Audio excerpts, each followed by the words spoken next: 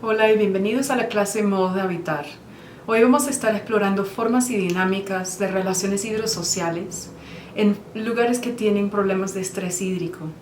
Vamos a preguntarnos por colaboraciones entre sistemas meteorológicos, plantas y humanos que viven en lugares que tienen una falta de agua importante.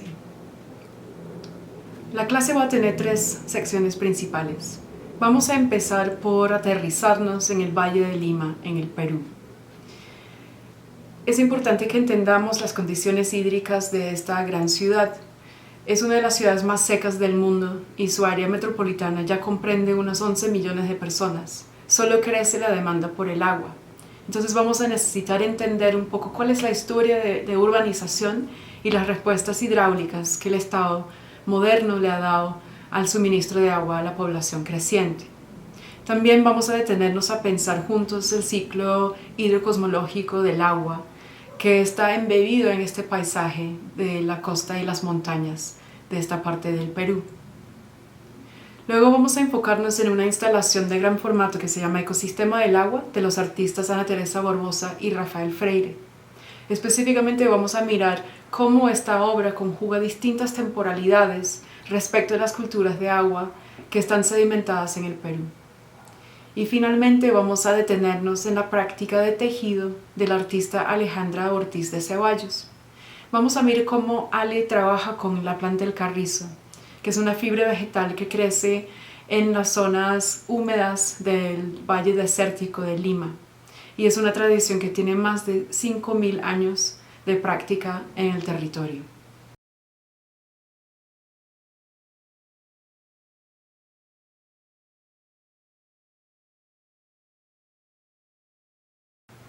Bien, entonces miremos cómo es convivir con el agua en Lima. El área metropolitana de la ciudad hoy día tiene algunos 11 millones de personas. La ciudad no ha dejado de crecer exponencialmente desde 1940, pero su precipitación sigue siendo la misma. Recibe anualmente alrededor de 10 milímetros de agua. Es muy poco para una ciudad de este tamaño. Es decir, la ciudad de Lima posee 2.2% de los recursos hídricos de todo el país, pero ahí vive 30% de la población nacional. El agua, aparte de escasa, es mal distribuida. En los distritos con más recursos, vemos que el consumo por persona oscila entre 260 y 445 litros por día. Si nos vamos a los barrios más populares, ese consumo es entre 16 a 41 litros. Es decir, la distribución es abismalmente desigual.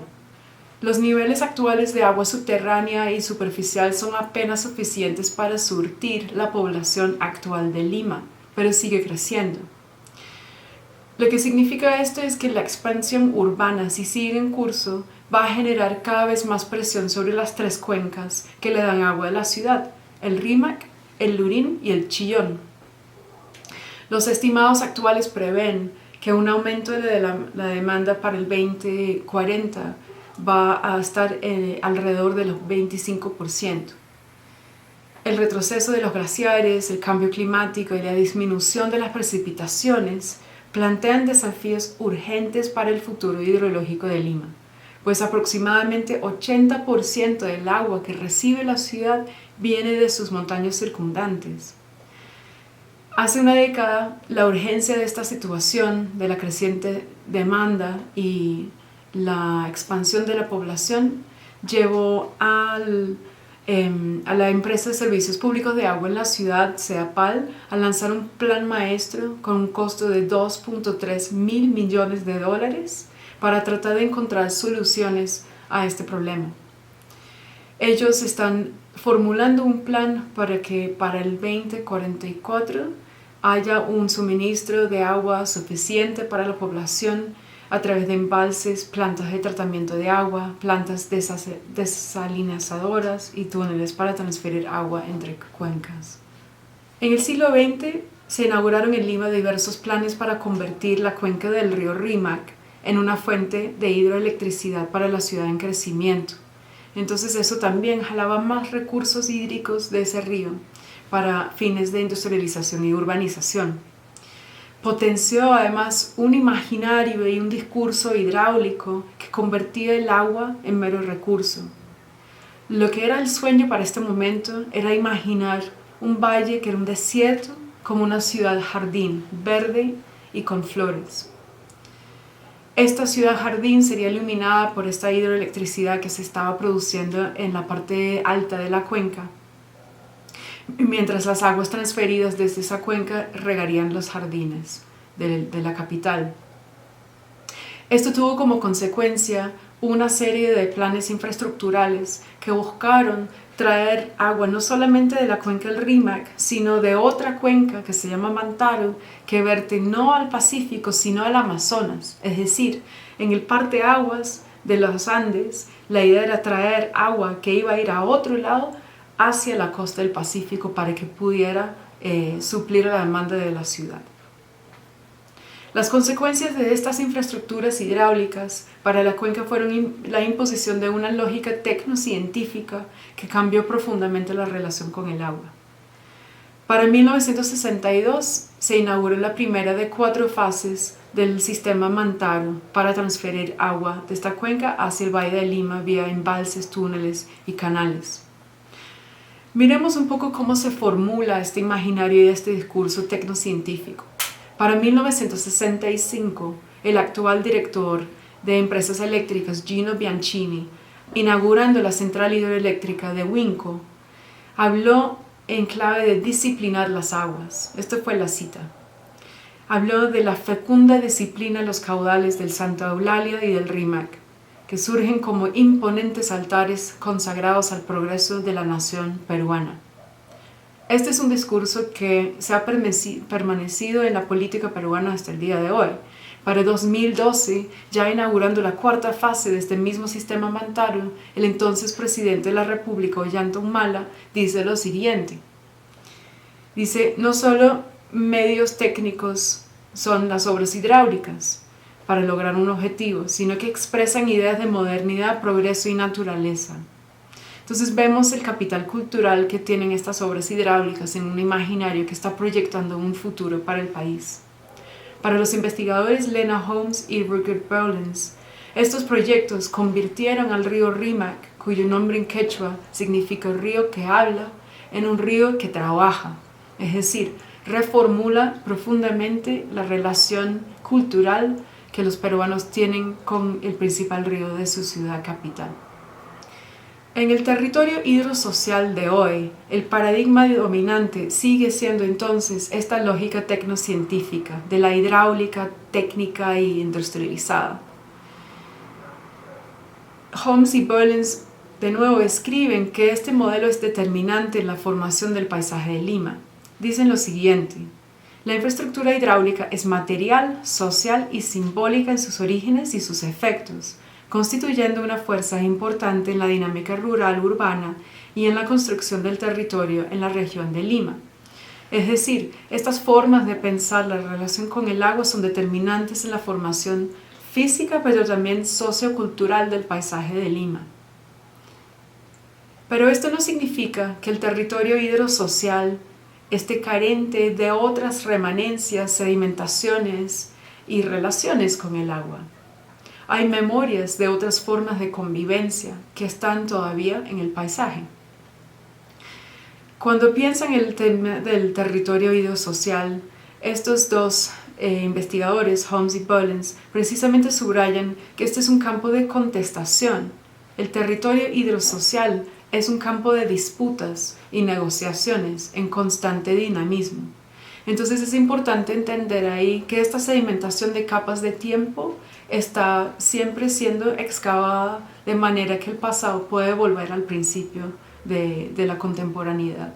Las infraestructuras hidráulicas en Lima vienen con sedimentaciones históricas importantes.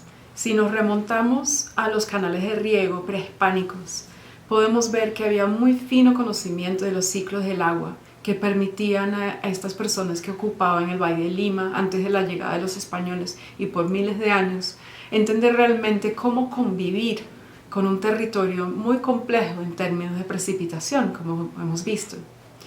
La investigadora Hilda Cogorno ha hecho un estudio minucioso de esas infraestructuras y remarca estos saberes ancestrales y la capacidad de adaptar los modos de habitar a este territorio.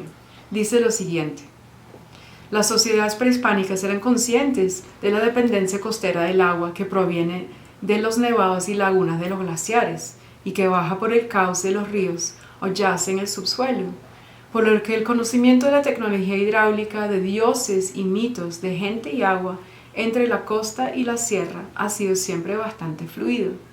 Importante entender ahí que menciona mitos y dioses, a esto vamos a volver ahora más adelante. Las técnicas de ocupación territorial de los humedales también muestran un fino saber ecosistémico. Los humedales son ecosistemas acuáticos ubicados en donde el territorio llega a la costa. Históricamente la zona costera de Lima contaba con muchos humedales y estos proveían de hábitat a aves, pero también de recursos a la población humana que sabía pues echar mano de las plantas acuáticas, de las aguas que ahí se empozaban y poder utilizar sobre todo el junco, la totora y el carrizo. El canal de Surco, que es uno de los canales de riego, conserva parte de la memoria ecosistémica de uno de los sistemas de humedales del Valle de Lima, los pantanos de Villa en el sur y los humedales de Callao en el norte también son un remanente de estos sistemas de humedales. A medida que drenan hacia el océano, los canales Surco y Até se utilizan para regar la tierra antes de llegar a la costa, donde crean lagunas terminales de orilla, albúferas y salinas. Hilda Codorno, en el mismo estudio que cité anteriormente, destaca distintos usos de los humedales en la época prehispánica, que incluso están registrados en mapas coloniales de la época y en fotografías aéreas del territorio. Estos son los usos que ella identifica. Los humedales fueron un sistema de drenaje con la intención de drenar o contener agua en un terreno para luego utilizarlo como zona agrícola, como podemos ver en los sistemas de ollas, en la fotografía en blanco y negro, en la lámina. También hubo pozas de agua para la crianza de peces, como por ejemplo lisas y camarones. Había pantanos y lagunas que servían para el cultivo de juncos y totora, y también estas eran zonas de donde se podía extraer el salitre para comercialización. Entonces los humedales eran sumamente importantes y útiles para la población humana, pero no solamente la humana, sino, como decía, todo el ecosistema de plantas y peces y demás. La cultura de convivencia entre los humedales y riberas de canales y ríos tienen diversas manifestaciones en las colaboraciones entre humanos y las plantas que ocupaban estos ecosistemas.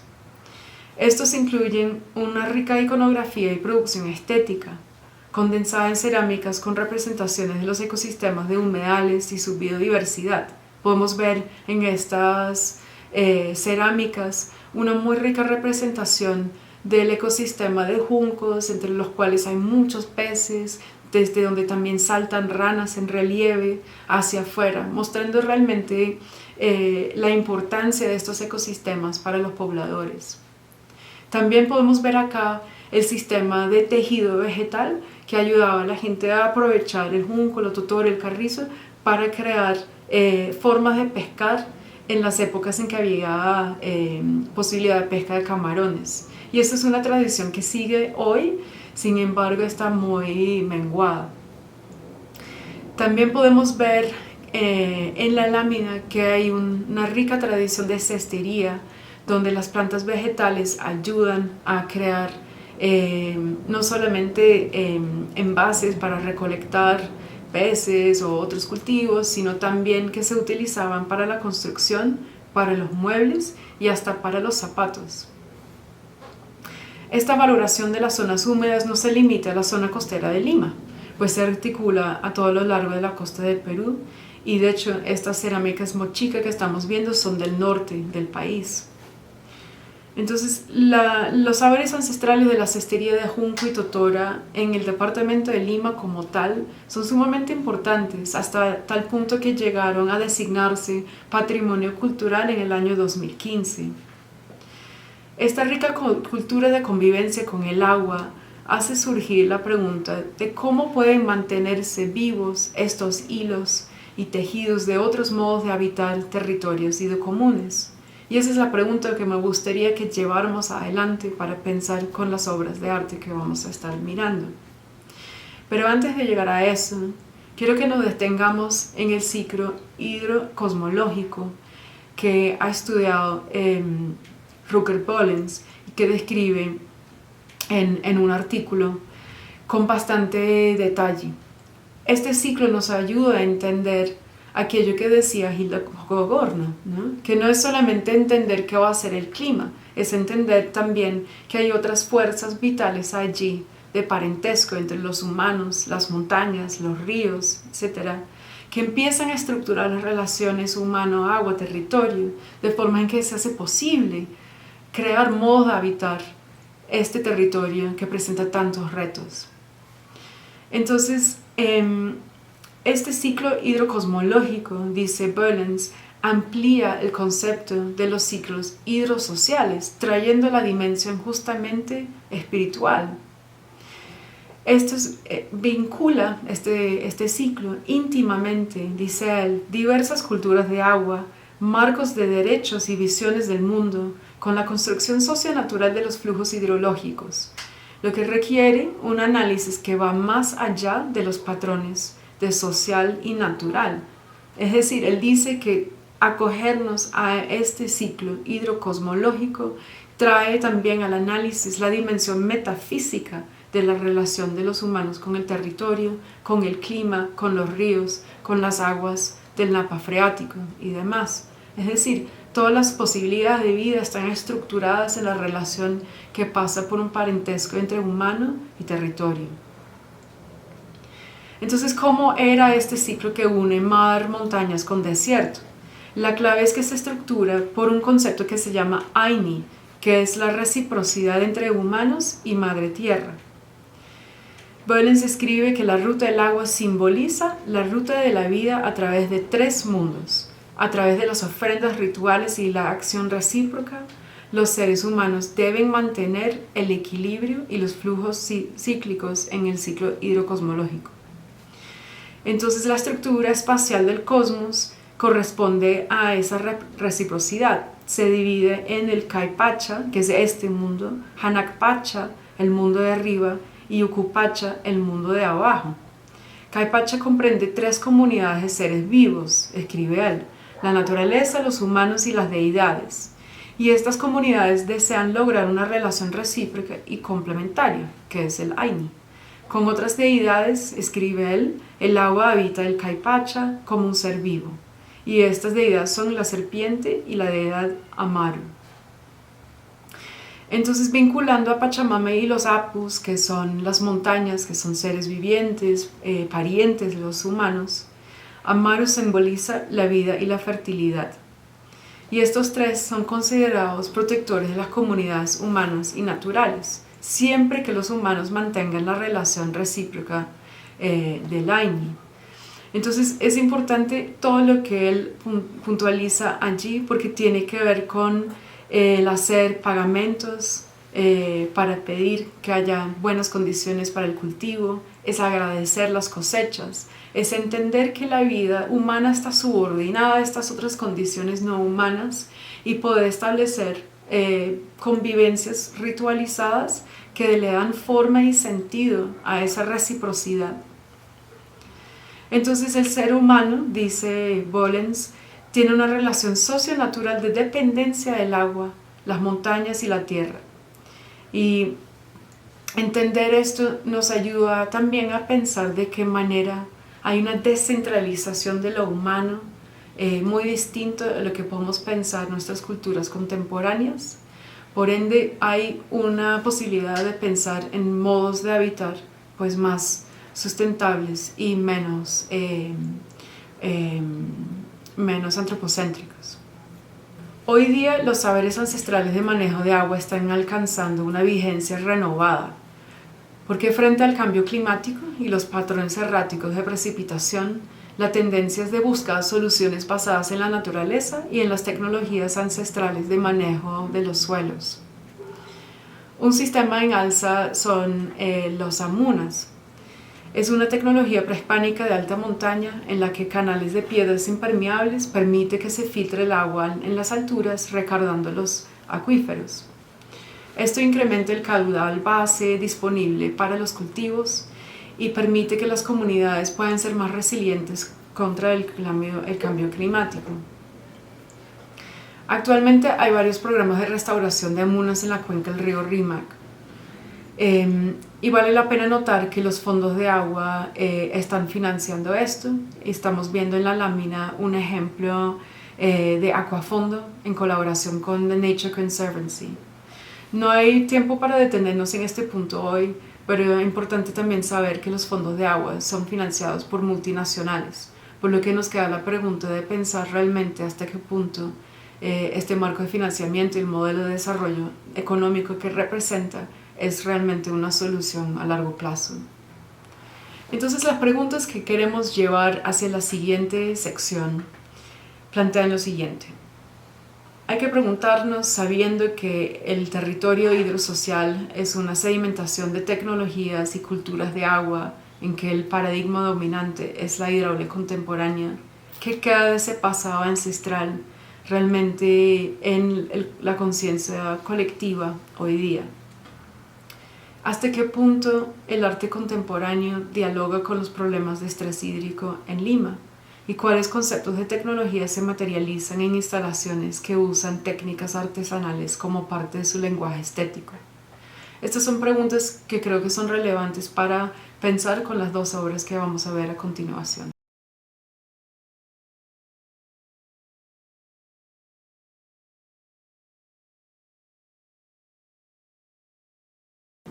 Entonces ahora vamos a pasar a conversar sobre Ecosistema del Agua, que es esta instalación del 2019 de Ana Teresa Barbosa y Rafael Freire. La expo fue presentada por primera vez en el Museo de Arte Contemporáneo de Lima y luego fue recreado en la Bienal de Sydney, en Ribus, curado por José Roca en el 2022. La instalación en sí es un microcosmos de lo que es el sistema del ciclo hídrico que hemos estado mirando, ¿no? De la costa de Lima y de las montañas. Y los artistas echan mano de varios saberes ancestrales, pero también de tecnologías modernas, contemporáneas de la hidráulica, para recrear en una escala micro la posibilidad de recorrer este ciclo del agua y pensar las interrelaciones entre humanos y plantas que se dan en ese espacio. Es interesante detenernos un momento en algo que comenta Ana Teresa Barbosa al describir como esta idea del metabolismo territorial, humano, meteorológico, que es parte del ciclo del agua. Y dice lo siguiente, dice: en la tierra el mineral es absorbido por las plantas, que luego son alimento del animal, el pelaje de animales utilizado para hacer hilados, que luego son teñidos con plantas y minerales, y todos regresan a la tierra a cumplir su ciclo. Es decir, en las relaciones que se tejen entre materiales y otras vidas, podemos entender la reciprocidad también en el uso, lo cual genera preguntas sobre el consumo que le damos a aquellos materiales que están afuera en el mundo, ¿no? Y es importante entender que el trabajo de esta dupla artística propone un uso sustentable, propone un uso cuidadoso y respetuoso y hasta ritualizado de estos materiales que vamos a ver a continuación. La instalación como tal se organiza alrededor de tejidos de planta de fibra vegetal que están en el piso y que recrean algunas de las formas de los humedales que estaban en la costa de Lima. Entonces cuando uno entra empieza a pisar estas superficies, está la invitación a colocarse como un poncho, quitarse los zapatos y realmente conectarse con esos materiales que son tan importantes para Ana Teresa y Rafael. o sea, la instalación como tal recrea este ecosistema que va de la evaporación de las aguas, ¿no?, de la costa, empieza a gravitarse hacia las montañas, cae como precipitación y pasa por los ríos, atravesando el desierto hasta llegar otra vez a los humedales. Entonces este es el mismo ciclo que acabamos de ver, como el ciclo hidrocosmológico. Entonces, cuando se inicia ese recorrido, hay una bomba de agua pues moderna que vía un sistema hidráulico empieza a llevar agua como una forma de evaporación y precipitación por unos tubos que luego caen a través de otros tejidos en forma de plantas como aéreas, y de hecho tienen plantas como bromelias insertas en estos tejidos. Y allí se capturan estas aguas que vienen cayendo como precipitación y se canalizan a través de los tejidos.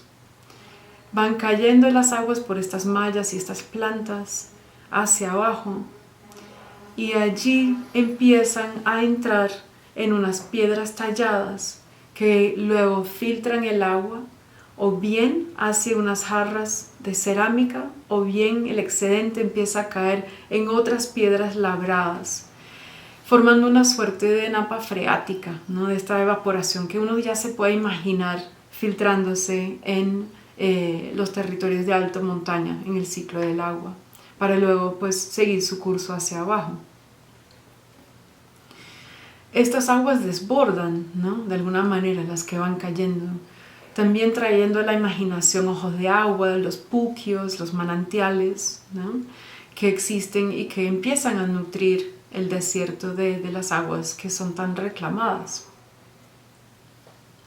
Las aguas que se acumulan en las jarras de cerámica, luego en la instalación son llevadas a una mesa en la parte de atrás, donde hay varios platos que contienen distintas piedras que se pueden utilizar para filtrar el agua y hacerlo potable para consumo humano.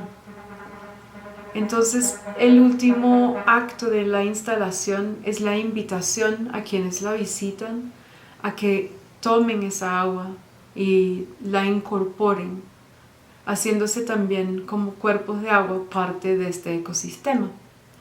Entonces, esa relación del cuerpo que se mueve a través del espacio, que interactúa, que siente la humedad de este ciclo, miniciclo de agua, hace que haya una intimidad en la relación pues humano con estas fibras, con los elementos, y a la vez traen prestado una dimensión pues sagrada de esa comunión de tomar el agua. Y esto insiste en últimas en el agua no como un recurso, no como algo instrumentalizado o útil simplemente, sino algo profundamente sagrado, ¿no?, que nos une a la tierra como también nos une al cielo, al clima, y que hace posible las condiciones de vida en un lugar que se sabe inhóspito.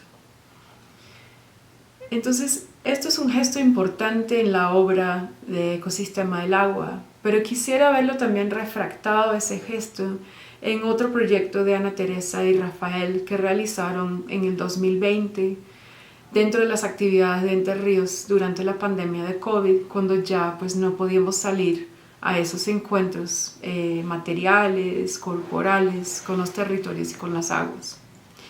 Y es interesante esta obra que se llama Canales Subterráneos, porque condensa de alguna manera algunas de sus prácticas de investigación territorial, de las cosmologías andinas, del diseño como praxis y de pensamiento infraestructural, ¿no?, y el tejido de esos elementos que viene pues por el trabajo de Ana Teresa, pero también el trabajo que como dupla hacen en colaboración con artesanos, que son personas que mantienen vivas estas tradiciones de tejido ancestral que tienen pues miles de años en estos territorios. Entonces, en Canales Subterráneos lo que vemos es un storyboard, ¿no?, una posible película que podría filmarse en forma de boceto y pequeños textos que nos van narrando desde los nacimientos de las aguas en las montañas hacia abajo. Y lo que traza este proyecto es la relación en cómo las amunas, ¿no?, nutren los acuíferos en la alta montaña y cómo se va olvidando la presencia de estas aguas vitales en la medida en que empiezan a entrar en la ciudad y empiezan a ser como canalizadas y empiezan después a salir hacia la costa de Lima. Cualquier persona que ha ido a Lima va a reconocer la figura de estos tanques de cisternas que están sacando agua de la costa para regar los muy cotizados jardines en las zonas, digamos, más pudientes de la ciudad. Entonces la normalización de estas relaciones hídricas es algo que este trabajo trae a la visibilidad como para pensar sus potenciales y también sus amnesias. Entonces lo que vemos es que al iniciar su trayectoria en la alta montaña ellos recuperan un lenguaje de relación humano-agua que se basa en pues una inmersión en ese territorio donde cuerpo y montaña presentan las mismas venas hídricas. Y esto nos da la pauta para entender que pues esas son las mismas aguas que van a atravesar la ciudad hasta llegar al mar. Entonces esa relación de las aguas que llegan a la costa, los artistas se formulan la pregunta de qué más podría pasar en ese lugar, ¿sí? Si hay unas tradiciones sagradas con respecto a los tributos, los pagamentos y el agradecimiento con el agua en la alta montaña, ¿qué tal si eso pasara también en el momento en que estos hilos de agua desembocan en el océano Pacífico? Porque ahí también se forman puquios, ¿no? Esa es la palabra quechua para decir manantial. Hay manantiales al lado de la costa que ellos empiezan a hacerse la pregunta de cómo podían formar espacios públicos de un tributo a esas aguas que hacen posible la vida, ¿sí? Entonces aquí echan mano de la especulación para proyectar una suerte de geología futura que excavaría no solo la presencia física de los canales subterráneos en forma de puquios, sino que también van más allá y se imaginan cómo podría ser un posible lugar ceremonial diseñado para tener ese contacto con una montaña y un glaciar, ¿no?, que viene derritiéndose, de las lluvias que están alimentando esos territorios hídricos a 80 kilómetros de la ciudad, que luego finalmente se metabolizan a través de este recorrido de los canales subterráneos hasta volver a la superficie, a ser tocados y ser parte incorporados de una experiencia de la ciudad. Entonces este es el gesto que tiene esta obra, que nos ayuda a entender de la misma forma que el ecosistema del agua está operando en tratar de reconectar esa relación uno a uno, humano-agua, a través del diseño, de la investigación y la puesta en escena, ¿sí? Entonces acá en esta dimensión ritual que pretende imaginar otra relación humano-agua, vemos que el agua no es ni siquiera figurado como un recurso escaso, sino como un fluido vital, ¿no? Y es ahí que el trabajo de Ana y Rafael practica un tejido literal, pero también metafórico, de temporalidades que busca unir el presente urbano, cargado de estreses hídricos, con memorias vivas de otras relaciones hídricas, basadas en el parentesco que ellos hilan entre seres de tierra, seres humanos y el agua.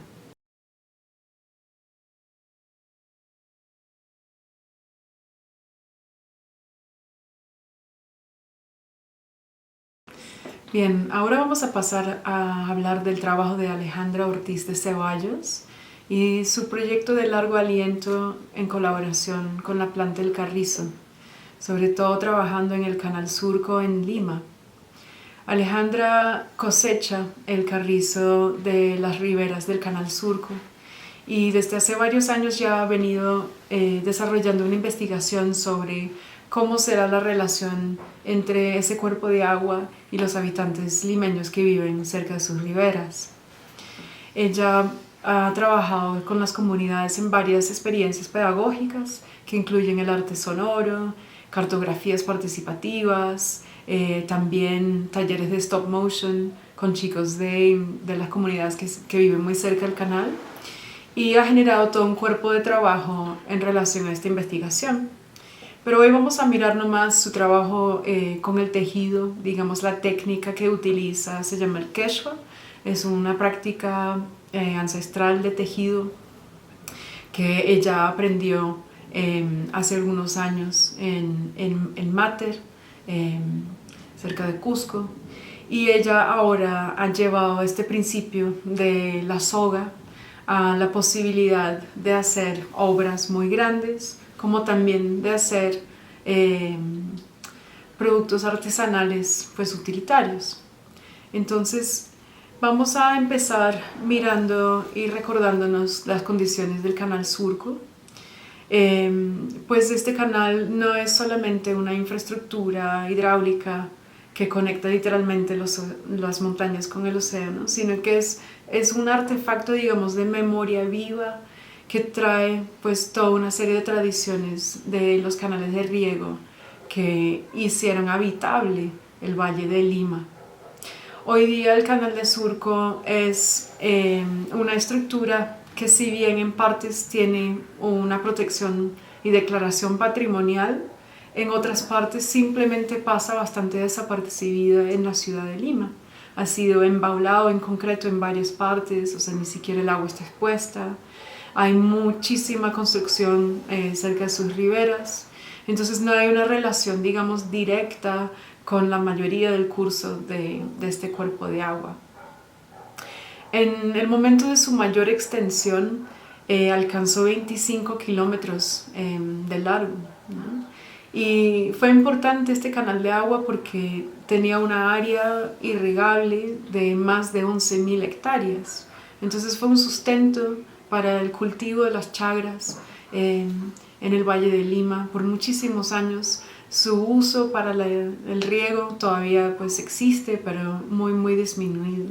Las memorias de las personas que habitan en las riberas del canal, en algunos casos cuando ya hay más memoria familiar, de ocupación territorial, pues sí hay un recuerdo de usar esta agua para el riego de las chagras, con lo que pues si estamos hablando de modo de habitar, es vital la presencia de este cuerpo de agua. Entonces el proceso de Alejandra pasa por recorrer este cuerpo de agua, tratar de entender las relaciones. Todavía hay personas que trabajan, digamos, en una función hidráulica, en las compuertas, que las asociaciones de riego pues deciden cuando se van a soltar y bajar las aguas y cómo se va a mantener, sacando la basura, manteniendo el área, cortando el carrizo. Vemos que hay todavía un trabajo comunitario con respecto a cómo se gestionen estas aguas. En ese sentido tiene valores históricos, culturales, ambientales y simbólicos, en tanto un curso de agua que trae en sí una memoria de formas de habitar la ciudad que no son solamente citadinas, sino también agrícolas. Entonces eso en sí es interesante y por eso ha sido descrito como cordón umbilical, ¿no? En la ciudad, como esta idea de una memoria de pulso vital que conecta la ciudad contemporánea con sus modos de habitar ancestrales y tradicionales. Solamente se han propuesto como patrimonio unos 4 pedazos del canal de Surco, y esto genera una diferencia enorme en tanto pues lugares mucho más mantenidos y otros bastante abandonados. Y lo que me parece interesante también es que es ahí en estos espacios, digamos, limítrofes, ¿no? Como que realmente no son ocupados, que es donde precisamente Alejandra decide cosechar la planta y recolectarla para que pueda integrarse en su práctica de tejido. Entonces los canales reflejan bastante la dinámica de asentamiento informal en la ciudad, donde hay pues una falta de infraestructura y servicios básicos en algunos barrios. Y por eso vemos que la gente termina pues arrojando basura a este canal, lo va llevando, entre otros residuos urbanos. Así que esto es importante de entender, pues porque hace más conmovedor el acto de retomar este lugar como una fuente de insumos para proyectos artísticos. Y también cuando nos detenemos a entender cuál es el proceso de la cosecha de la planta. Hace falta ir, pues bajarse a las orillas del canal, pues entre todos los residuos que ya nombré, e ir sacando pues hoja por hoja de la planta, encontrar una planta más madura. Las hojas son bastante largas, vienen muy contaminadas, no solamente lo que hay pues en el suelo, sino también en el aire de contaminación por los automóviles de Lima. Cuando ya se cosechan estas hojas, Alejandra las lleva al taller y hay que lavarlas una por una, ¿sí? Quitarles los residuos del humo de los automóviles y poder ponerlos en remojo para que después sirvan para hacer el tejido que va a crear la soga. Interesante también es pensar que esta es una planta que no es nativa de Perú. Esta es una planta que se consiguen y se encuentran regadas en los 5 continentes del planeta. Entonces ahí hay una relación interesante de tejido más allá de, digamos, las relaciones específicas territoriales de Lima y sus ocupaciones, sino pensar cómo hay una historia humana de ocupación, ¿no? De adecuación a unas formas y unos ecosistemas, de buscarle, ¿no? La colaboración con estas plantas para poder pues asentarse, sobrevivir y demás. Entonces hay en ese tejido pues una malla mayor y pues global, y vamos a retomar ese punto un poco más adelante. Interesante también es entender que tiene una función biológica, ecosistémica muy positiva. Esta planta está siendo utilizada hoy en día junto con otras plantas acuáticas para la remediación de suelos contaminados, por ejemplo, con metales pesados que vienen de la minería. Entonces, el carrizo, en tanto planta que colabora y apoya a la vida, tiene una fuerza muy poderosa y hay mucho que aprender de ella. Bien, entonces este proceso de cosecha ha llevado a Alejandra a crear pues estos tejidos, que son procesos muy simples, pero a la vez muy sutiles, de colaboración con la planta y la mano y la sensibilidad. Y esto es importante, o sea, la base de la técnica de la soga es juntar 2 hojitas, fragmentos de hojas, y empezar a darle vueltas de manera que se forma la soga, y esa soga tiene una fuerza inmensa. Tanto así que ha sido, digamos, el componente material para construcciones de muy gran escala, no solamente de elementos y artefactos pequeños.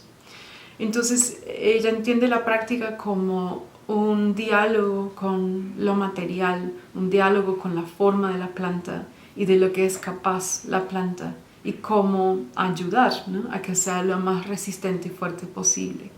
Entonces en esas relaciones, digamos, de resiliencia, buscar la resiliencia, también hay unos valores que podemos entender a identificar, empezar a identificar como modos de habitar justamente más sustentables y más amables respecto a cómo nos interactuamos con el medio ambiente.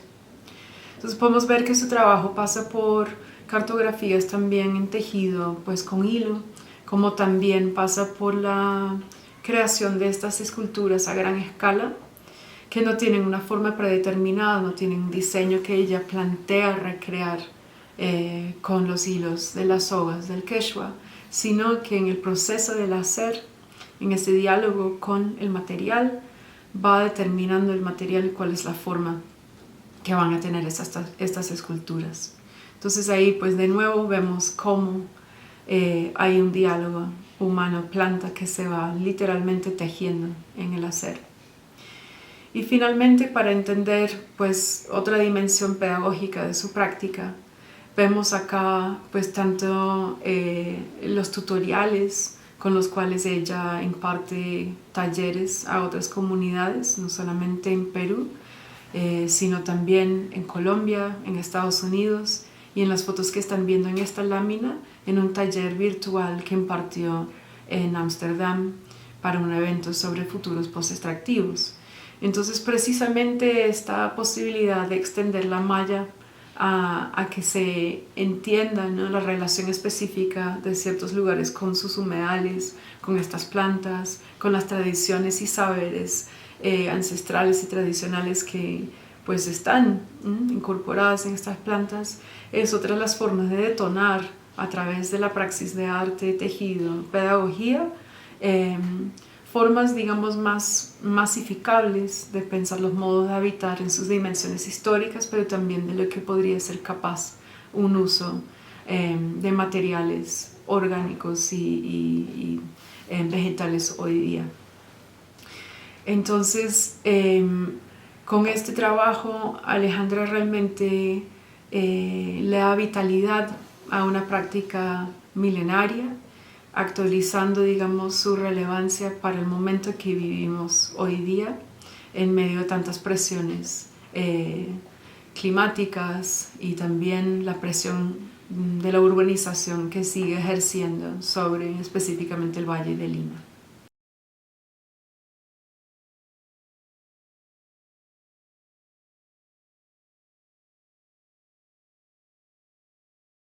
Entonces, ¿qué podemos empezar a concluir de este viaje a través del Valle de Lima, sus historias hidráulicas y también sus prácticas artísticas contemporáneas?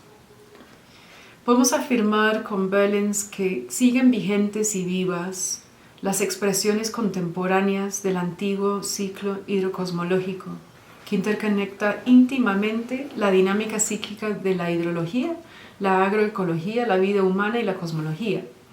Aquí los lazos entre las deidades de las montañas, la madre tierra y los humanos son fundamentales, dice él, para guiar los flujos de agua a través de este mundo, el mundo de arriba y el mundo de abajo. Pues entonces justamente lo que hemos visto en las obras de Ana y Rafael y de Alejandra es este intento por tejer pues transhistóricamente y también ecosistémicamente esos hilos de vida que se interconectan, ¿no?, entre los flujos del agua, las deidades, o sea, la dimensión sagrada, y también los problemas de estrés hídrico que marcan la ciudad contemporánea y que dificultan los modos de habitar un territorio pues supremamente seco. Entonces, la cultura material que queda de las prácticas, como por ejemplo las amunas, ¿no?, en la alta montaña, se actualizan hoy en tanto son recuperadas, ¿no?, por el trabajo de la praxis estética del arte contemporáneo, informada por una carga de investigación muy rica, ¿no?, que estaba intentando ir hacia atrás a la vez que se está arraigando en un presente complejo.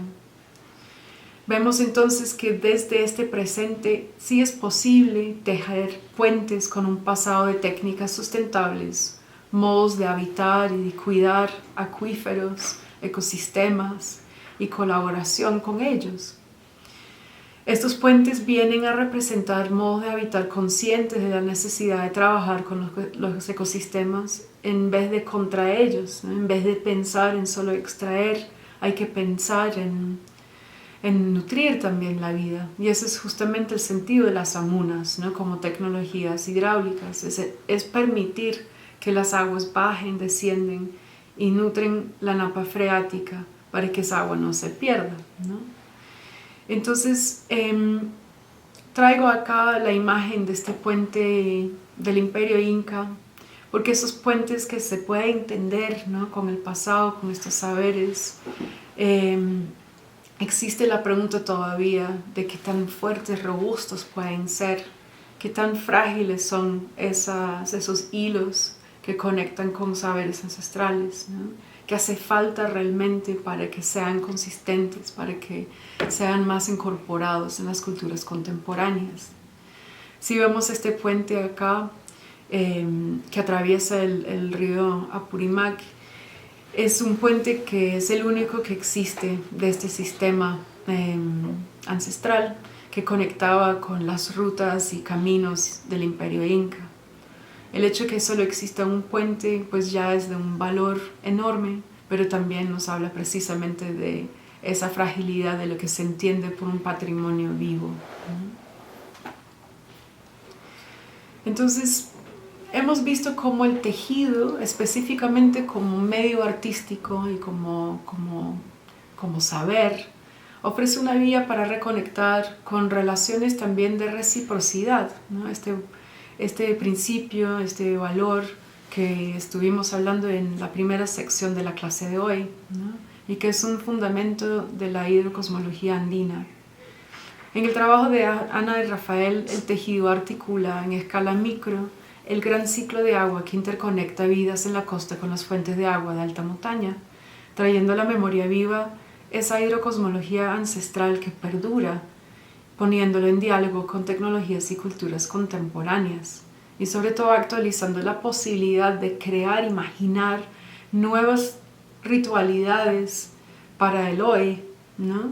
Que no están buscando retomar un pasado que ya fue, ni estar romantizando, ¿no? Algo que ya sería muy difícil recrear, sino está tomando de esas fuentes de lo sagrado para imaginar algo apto para una sociedad contemporánea. En la práctica de Alejandra vemos cómo se tejen relaciones con el carrizo desde el lugar específico del Canal Surco, en un gesto que reconecta con esas infraestructuras semi-olvidadas y sus aguas contaminadas, en un sistema antiguo de riego que hoy día es un lugar bastante marginal y periférico, aun cuando atraviesa toda la ciudad de Lima. Entonces, ¿de qué manera, pregunta el trabajo de ella, ponemos en valor, ¿no?, esos ecosistemas que antes eran la fuente de vitalidad de todo un valle, de un sistema agrícola, ¿no? ¿Qué relevancia pueden tener hoy y qué podemos aprender de esos lugares? Entonces hemos visto cómo el tejido, en tanto medio estético, ofrece una vía para reconectar con relaciones de reciprocidad, este principio de Aini, ¿no?, que sigue siendo fundamental en la hidrocosmología andina, ¿no? En el trabajo de Ana y Rafael, el tejido articula en escala micro el gran ciclo de agua que interconecta vidas en la costa con las fuentes de agua de alta montaña, trayendo a la memoria viva esa hidrocosmología ancestral que perdura y poniendo en diálogo con tecnologías y culturas contemporáneas. Y el gesto, digamos, potente de su trabajo no es intentar volver a un pasado que ya no existe, y su trabajo está muy consciente de eso, sino ver de qué manera se actualizan esos saberes para el momento contemporáneo que vivimos. Y por eso vemos cómo ellos proyectan a través de la especulación nuevos lugares ceremoniales para el encuentro, ¿no?, con esas aguas que circulan en estos ecosistemas que unen costa con montañas en este constante fluir metabólico, para tener una dimensión sagrada que reconecta las vidas con esta vitalidad, ¿no?, en esa escala que se articula en el ecosistema del agua. En el caso de Alejandra, vemos cómo las relaciones con el carrizo se tejen desde un lugar pues marginado y vuelto periférico, cuando en el pasado fue una fuente de vida para innumerables familias, chagras, mesas, ¿no?, para el sustento de la vida. Realmente el Canal Surco es un modo de habitar territorialmente que ha sido desplazado de la memoria contemporánea de la ciudad.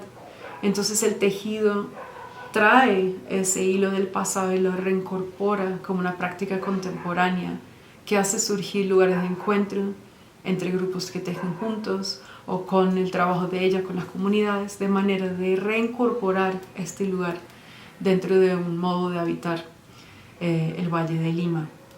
Entonces en estas prácticas el tejido es un tejido literal, ¿no?, es una malla que se cree que existe, que es tangible, pero también es una malla relacional, identitaria, ¿no?, que empieza a conectarse con un pasado, que se arraiga en un presente y empieza a imaginar un futuro.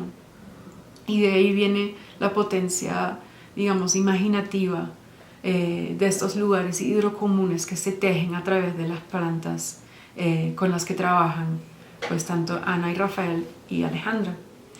Entonces en este punto quisiera también rescatar un testimonio publicado en el libro Earth Beings de la antropóloga Marisol de la Cadena, que describe el parentesco, la forma del ayu, que es una palabra quechua y aymara que se relaciona con la idea de comunidad, donde los humanos y no humanos pues son familia, y donde ese parentesco es descrito como un tejido, ¿no? Donde todos los seres del mundo, las personas, los animales, las montañas y las plantas están en comunidad, en hidrocomunidad, podríamos decir, ¿no? Y donde se describen esos distintos miembros, ¿no? De estas relaciones como hilos de un tejido, ¿no? Parte de un diseño que requiere de interrelación y reciprocidad y cuidado para que sea resistente, resiliente. Entonces pienso que es importante entender en esta cita el valor de esas colaboraciones, de esas empatías y parentescos, como uno de los valores que surgen de estas prácticas artísticas, en tanto responden conscientemente a un plano de estrés hídrico muy urgente que enfrenta la ciudad de Lima y todo el valle de Lima, y donde vemos que el arte contemporáneo sí tiene una vigencia fuerte para potenciar una cultura de agua que no olvida la historia milenaria, ¿no? La incorpora, la actualiza, la reclama, ¿no? De su espacio patrimonial y a veces de olvido, a la vez que piensa cuáles son las prácticas apropiadas y necesarias al nivel de este tejido social hoy día, ¿no? Entonces creo que es desde ese lugar de incorporación histórica, de hilar esas tradiciones y saberes para hoy día, que nos ofrecen muchas vías para ir pensando en las comunidades hidrosostenibles, los modos de habitar en estos lugares hoy día y ojalá para el futuro.